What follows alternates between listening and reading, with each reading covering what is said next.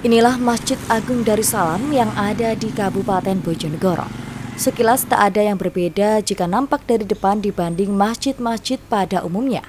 Namun jika kita masuk, pengunjung akan melihat pemandangan yang berbeda seketika masuk masjid, yakni akan nampak berlian menghiasi serambi depan dan atap dalam masjid ini. Namun ini bukan berlian sungguhan, melainkan kaca yang berbentuk segitiga berukuran kecil yang disusun hingga kilauan cahaya di atap dalam bangunan masjid menyerupai berlian.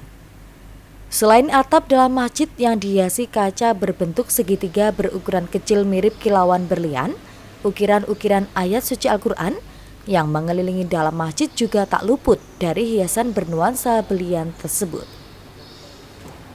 Masjid yang terletak di barat alun-alun kota Bojonegoro ini merupakan salah satu masjid tertua di Bojonegoro. Masjid ini didirikan pada tahun 1825 dan saat ini sudah mengalami beberapa kali renovasi, hingga renovasi terakhir dilakukan pada tahun 2014 lalu. Masjid ini pertama didirikan tahun berapa Pak? 1825 pada waktu zaman Belanda itu. Zaman Belanda itu Pak ya. Untuk renovasinya udah berapa kali Pak? Sudah beberapa kali, namun waktu terakhir itu 2014 dari dana APBD, realisasinya itu sebesar 24 M waktu Ini, Pak Yoto itu.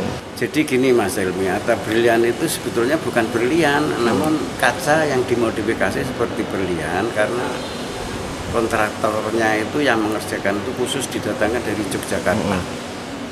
Ya insya Allah di Jawa hanya ada 2 model plafon berlian itu, satu masjidnya Pak Amin Rais di Jogja, yang kedua di Masjid Agung Darussalam ini Mas. Ini penyangganya apa Pak?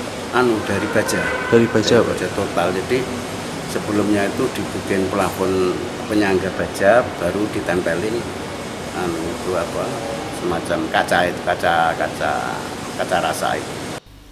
Model bangunan masjid bernuansa khas berlian seperti di Masjid Agung Darussalam ini diperkirakan terdapat di 2 masjid saja di Pulau Jawa.